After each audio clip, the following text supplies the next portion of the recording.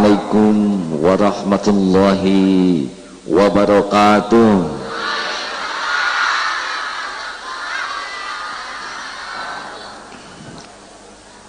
Alhamdulillahi rabbil alamin. Allahumma salli wa sallim wa barik ala Muhammad wa ala alihi wa ashabihi ajma'in, amma ba'du. Kajian kita kali ini, kita akan berprestasi kalau hati selalu resah. Rumah indah tidak jadi jaminan. Bahkan tidak jarang mobil bagus, rumah bagus penambah stres. Ya, katanya orang yang paling tenang di masjid adalah yang pakai sendal jepit kiri dua-duanya. Dan yang paling stres itu adalah yang sendalnya sendal bagus, mahal, dan belum lunas. Ya, oleh karena itu di negeri ini paling mahal ketenangan. Di Singapura mahal tenang. Dalam 7T pesanan yang harus dibahas hari ini, kita harus tahu bahwa tenang itu tidak akan didapat oleh dunia berikut isinya. Tenang itu cuman satu jalannya. Ala bidzikrillah tatmainnul qulub. Camkan, hati ini hanya akan tenang dan tentram kalau kita ingat, yakin kepada Allah. Dengan kata lain, punya kedudukan, punya harta, pangkat jabatan, apa saja boleh, tapi hati enggak bisa dibeli oleh dunia. Alhamdulillah, dengan keadaan saya tabligh keliling kemana-mana begini Pak, saya ketemu dengan orang yang sangat kaya sekalipun, tetap saja ceritanya tuh cerita derita. Lalu bagaimana supaya hati tenang? Hati ini gelisah kenapa? Kenapa di kantor gelisah? Kenapa di Indonesia gelisah? Penyebab pertama hati tidak tenang itu disebut hubbud dunia, atau terlampau cinta sama dunia ini. Harta, gelar, pangkat, jabatan, kedudukan, pujian, penghargaan. Makin kita senang sekali sama yang namanya dunia, maka semakin resah dan gelisah. Jadi kalau bapak-bapak dan ibu-ibu terlampau senang nih sama yang namanya dunia, I just want to say, my friend, selamat menderita. No way man, tidak ada jalan.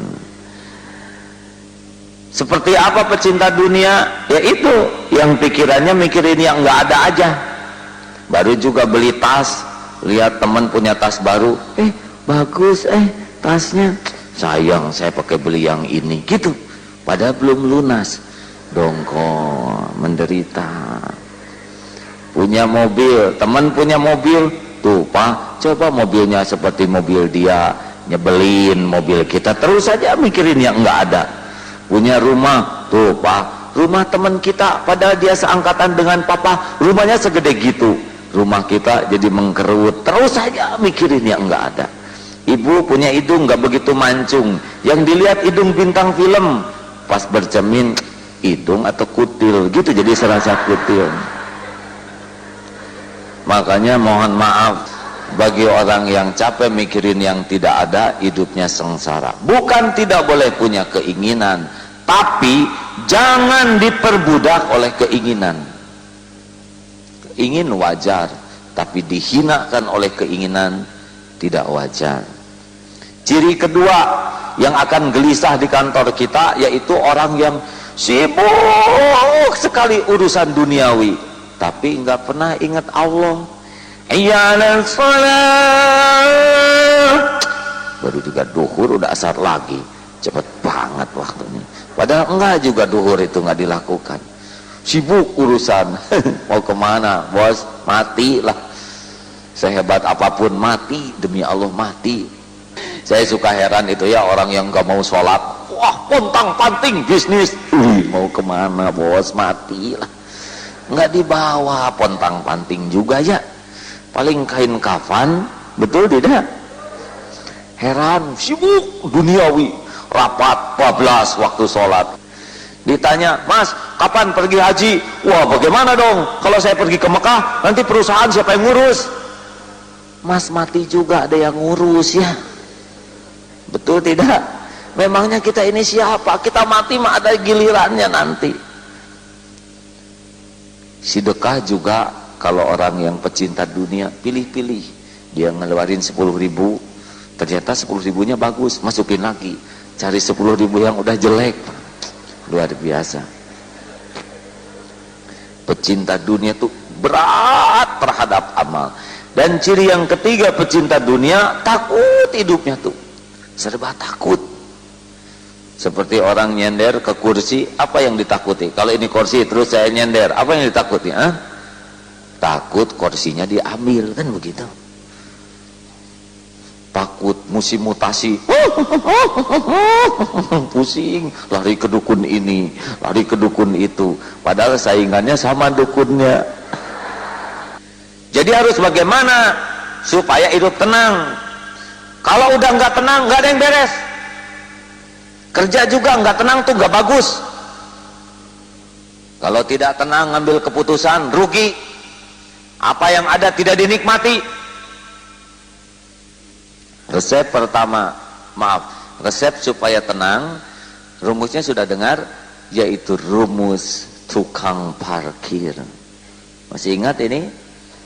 Lihat tukang parkir, walaupun banyak mobil tidak pernah sombong, walaupun mobilnya ganti-ganti tidak takabur, diambil sampai habis nggak sakit hati, cool, tenang. Kenapa? Sebab tukang parkir tidak merasa memiliki, hanya merasa tertitipi. Itu rahasianya.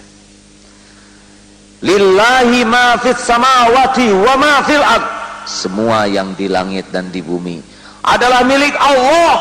Manusia itu cuma nebeng.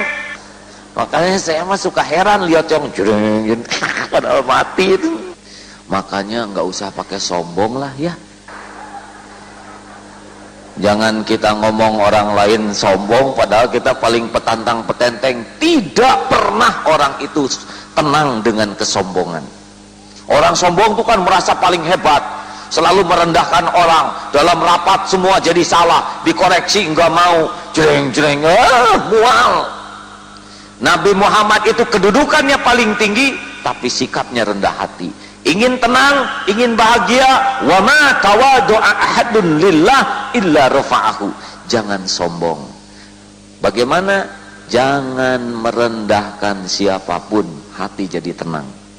Makin sering merendahkan orang, makin petantang petenteng, tidak akan pernah tenang. Percayalah Bu, Pak, tidak akan mulia dengan petantang petenteng. Mulia itu hanya dengan tawadu, rendah hati. Nabi Muhammad aja paling top, puncaknya begitu rendah hati, apalagi kita yang rendahan begini ya, masa tinggi hati. Pernah dulu di sebuah kantor tentara, suaminya jadi komandan, ternyata istrinya panglima. Lebih banyak nyuruhnya, lebih heboh galaknya, lebih banyak dikutuk oleh prajuritnya itu. Makanya hati-hati nih para ibu pejabat, jangan sampai melampaui suami ya. Da ibu mah kebetulan aja takdirnya sama yang ini. Kalau salah lahir, ibu lahir di orang tua pembantu, pembantu lahir di orang tua ibu, pembantu kita istrinya suami ya. Makanya tawadu, rendah hati, baru akan tenang. Adanya jangan sombong, sedikitnya jangan minder. Kamu malu nggak tuh punya rumah sederhana? Hah? Kenapa malu? Asik Pak punya rumah sederhana. Kenapa emang? Rumah sederhana tuh susah sombongnya. Betul tidak? Ya kalau punya yang bagus mah maunya pamer Bu. Coba ibu kalau punya barang sangat bagus, misalkan punya gelang 20 biji.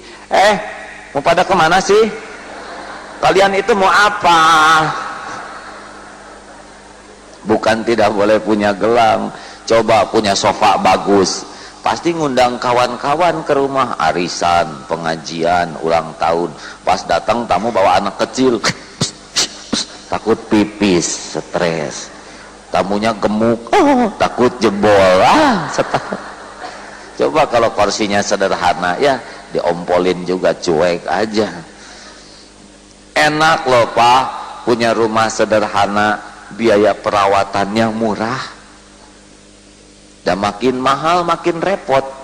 Enak loh Pak, kalau rumah kita sederhana, nggak ada yang iri, nggak ada yang curiga, ya. Enak loh Pak, kalau rumah kita sederhana, nggak diminatin maling. Maling juga prihatin ke rumah kita. Coba kalau kita bermewah-mewah, bukannya orang lain malah simpati, malah curiga. Sekarang malah lagi musim dicurigai. Pejabat yang mewah teh, ini benar, saya kan rakyat. Jeng, jeng, jeng, jeng. Kalau pengusaha sukses masih mending. Tapi kemarin kan kita dengar ada orang sudah berpangkat tinggi, jreng, tumbang hanya karena mobil mewah, padahal tanpa mobil itu juga nggak akan kurang pangkatnya, ya. Betul tidak? Nah, maka buat yang kaya mah terserah, ya. Kenapa saya ada yang ngasih pulpen? Nggak tahu, biasa dipasang. Wih, pulpennya keren. Keren kenapa? Ini pulpen bagus loh, jutaan. Jutaan? Gara-gara udah tahu pulpen mahal, tiap hari nanyain pulpen. Mama, pulpen disimpan di mana? Hati-hati jangan dipakai anak-anak, namanya Allah. Jadi rewel. Sekarang nggak pakai boxy aja yang 2.500 aman, nggak takut hilang. Yang penting ada tanda tangan, cek betul ini. Kita mah udah sederhana, pengen kelihatan keren, ceng, padahal cuman tutupnya aja. Ayo dibawa ke mana-mana. Ini seni nyiksa diri, ya. Ayo, nggak musim sekarang mah mewah-mewahan tuh, ya. Mewah itu bukan mahal. Mewah itu melampaui keperluan, melampaui kemampuan, itu mewah namanya. Beli helikopter kalau perlu bukan mewah, tapi sendal jepit 10 pasang mewah. Kalau memang kakinya cuma sepasang. Kita nggak bisa bikin instalasi PLN pakai barang-barang murah, ya. Artinya kalau saudara yang bagian sederhana, nggak usah minder tuh capek. Ini mah datang ke kantor, mobil kita kan sederhana, parkir paling pojok, cari semak-semak. Nanti pulang teh udah sepi, baru dia keluarin dari semak-semak. Nyiksa diri. Ada yang begitu Pak, minder aja, ya. Punya istri kurang cakep, disembunyiin di belakang, nanti mama keluarnya kalau sudah sepi, ya. Minder itu bikin tidak tenang. Terimalah. Dan semuanya juga titipan Allah. Baik untuk orang lain, belum tentu baik untuk kita, ya. Betul tidak? Jadi yang punya harta, punya kedudukan, kalau ingin tenang jangan sombong, ya. Buat yang terbatas, model kita-kita, kalau ingin tenang jangan minder, biarin aja apa adanya, ya. Jadi merdeka. Dulu Pak, saya kedatangan tamu loh Pak, dari ulama, dari Arab. Aduh, tegang, cilaka, gelisah di kamar. Kata istri, kenapa kok jadi gelisah begini? Iya gimana mah, kalau nanti ulama itu ngajak ngobrol bahasa Arab, kan belum fasih benar. Kata juga kan ceramah tuh tampil aja apa adanya. Iya tapi kan itu mah ceramah, ini mah asli. Kata istri, apa sih resikonya kalau kita apa adanya? Beranikan, akhirnya tampil. Kaifalukum, ngobrol lama-lama susah tuh. Saya bilang ke santri, tolong beritahu saya ini belum fasih mereka bahasa Arabnya. Apa kata mereka? Ajib, luar biasa. Baru juga belajar bahasa Arab, pesantren sudah segini gedenya. Apalagi, begitu malah dipuji itu geningan. Kita udah malu-malu mau ngaku, ya. Atau waktu ke TV, dulu mah nggak mau ke TV Pak, tapi sekarang mah berani di TV. Kenapa coba dulu nggak mau ke TV? karena takut ada yang nanya. Bagaimana pas ditanya nggak bisa jawab, kan gengsi. Tapi sekarang mah saya bisa jawab pertanyaan sesulit apapun. Jawabannya adalah, maaf, saya belum tahu jawabannya. Begitu. Bagaimana hukum ini? Aduh, itu saya belum ngerti. Begitu. Aman ternyata. Merdeka, Pak. Jadi sekarang malah sudah, jangan minder-minderan, ya Bu ya. Kalau ditanya, ibu berapa umurnya? Kamu kan yang gitu-gitu aja nanya. Kenapa pakai marah? Ngaku aja, 52, beres ya. Kita mah tanya umur nggak mau ngaku, ditanya berat badan nggak mau ngaku, apalagi tanya hutang lah. Orang ingin bahagia, jauhi minder, terima apa adanya. Yang ketiga, supaya hati ini tenang, jangan suka dengki sama orang lain. Sebab tiap orang ada nasibnya masing-masing. Kita itu sengsara tuh bukan mikirin rezeki sendiri, kita itu sengsara mikirin rezeki orang, ya. Orang naik pangkat, kita naik tensi. Aneh. Bener bangsa ini teh babak belur teh karena pendengki. Masih ingat cerita dari Gus Dur dulu? Wah, kapal pecah. Tiba-tiba muncul dari orang Prancis, tiba-tiba muncul orang Inggris, tiba-tiba muncul di balok kayu lagi begini di atas balok, tiba-tiba ada botol, open man, open, pas dibuka, ternyata jin. You sudah menolong I. What do you want, man? Saya akan tolong saudara dengan 3 permintaan.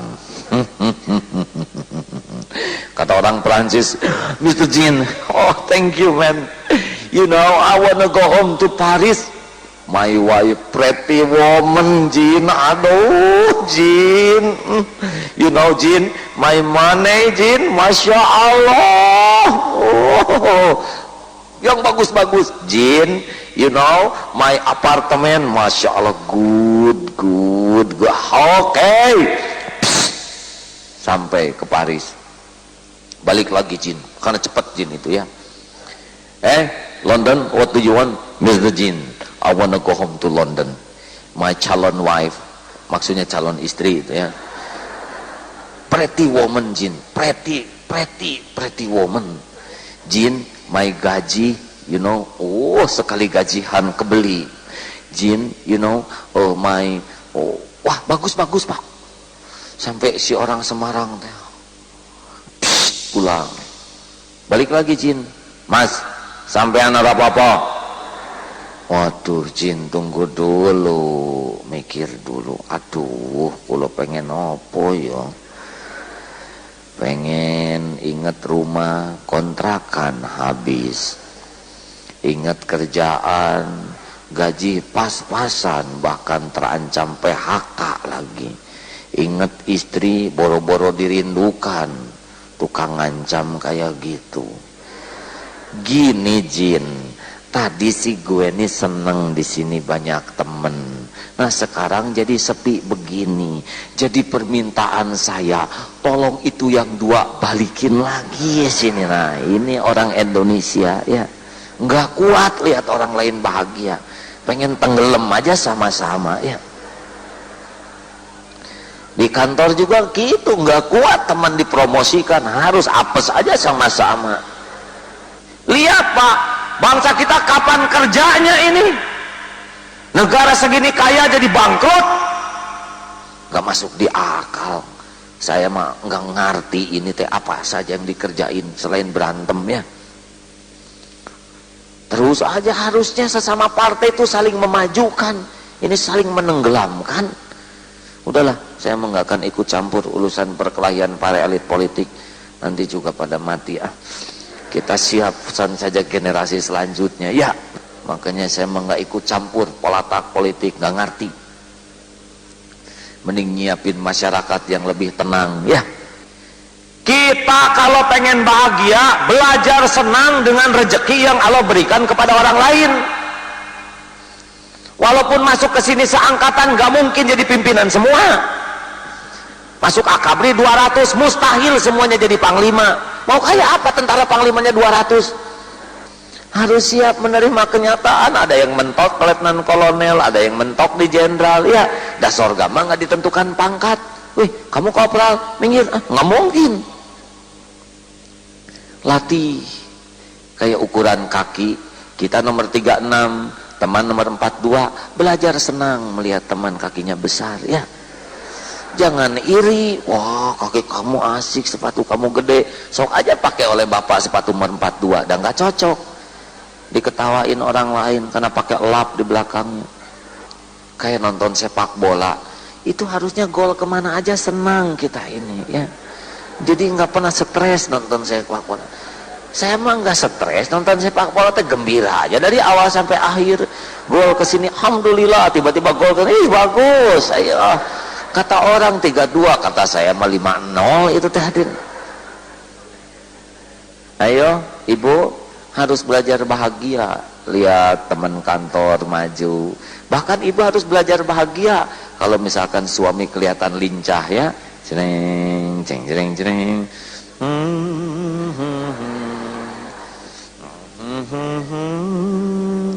Fall in love. Wah, si bapak kenapa jadi puisi terus? Terang bulan di tepi kali, ya. Pokoknya kalau sudah sering dandan, minyak wangi ganti-ganti, banyak baca puisi, itu gejala, ya. Gejala suami dalam normal, begitulah. Daripada papa selampat selumput di belakang jadi dosa. Kenapa? Terus terang saja, kan papa paling senang dengan wanita, sedang wanita itu adalah kaum saya. Saya tuh senang lihat wanita lain ikut maju. Kalau toh papa mau menikah lagi, pastikan dengan wanita, sedang wanita itu bangsa saya. Mengapa saya sedih? Kita buat tim yang kompak. Syaratnya cuma 3 kalau papa mau nikah lagi. Pertama, didik saya supaya bisa kuat iman. Yang kedua, sing adil. Dan yang ketiga, langkahi dulu mayatku. Ayo, belajar senang. Dongkol, dengki, sok aja. Tapi udah nggak akan robah takdir Allah dengan kedengkian kita, ya. Bapak sebel teman bapak dipromosikan, selamat menderita. Makin kita sebel, makin menderita. Lihat wajah dia, sebel banget gua baca lu jauh. Tiba-tiba mau ke kantor, masuk ke dalam lift, ada dia, tak usah ya, lebih baik naik tangga aja. Kepaksa lantai 6 dia naik tangga. Pas mau ke WC, tok tok tok, siapa nih? Saya. Dia. Tak usah ya, bekas dia. Amit-amit. Kepaksa dia beli pampers begitu. Lagi makan, tuh lihat kayak Daniel, lihat makalnya sekali dikunyah. Sebel banget cuman gitu. Dia enak makan, kita nggak makan-makan. Dan yang paling apes mau tidur, Pak. Terus aja ngobrolin yang didengkinya. Sedang yang diobrolin udah tidur. Sayangnya kedengkian kita tidak akan merubah takdir Allah. Selamat berbahagia bagi saudara yang menikmati kebahagiaan orang lain sebagai kebahagiaan diri kita. Nyarinya jangan licik. Licik tuh capek. Adanya jangan sombong karena titipan Allah. Sedikitnya jangan minder karena itu juga milik Allah. Lihat orang lain jangan dengki karena Allah yang ngebagiin. Nyarinya jangan licik. Lihat di Indonesia, saya tuh nggak ngerti kenapa ya orang teh pada licik begitu ya. Padahal licik tuh udah tidak nambah rezeki atau korupsi segala macam tuh hanya bikin aib. Dan punya juga disembunyiin. Ada tuh yang hutannya jutaan hektar, ternyata rezekinya di Nusa Kambangan, ya. Dan rezeki mah cuma 3, yang dimakan jadi kotoran, yang dipakai jadi usang, dan yang dinafkahkan di jalan Allah. Selebihnya mengaku-ngaku. Jangan ibu, bapak, gajah aja nggak sekolah gemuk-gemuk, masa kita nggak kebagian? Garong aja penjahat dikasih rezeki, masa kita jujur nggak dikasih ya? Cecak makanannya nyamuk, nyamuk punya sayap, cecak tidak punya sayap. Apa pernah lihat cecak yang stres? Harusnya kan cecak stres menghadapi kehidupan ini. Ya Allah, apakah tidak salah desain ini? Masa makanan saya punya sayap semua, sedang saya ngedaplok begini nggak ada sayap sedikit pun juga. Tapi survei membuktikan dapat itu cecak nggak lulus kuliah ya, ketemu dengan rezekinya. Masa kita udah kayak gini mau licik? Sebelum lahir ke dunia udah ada jatahnya kita ini.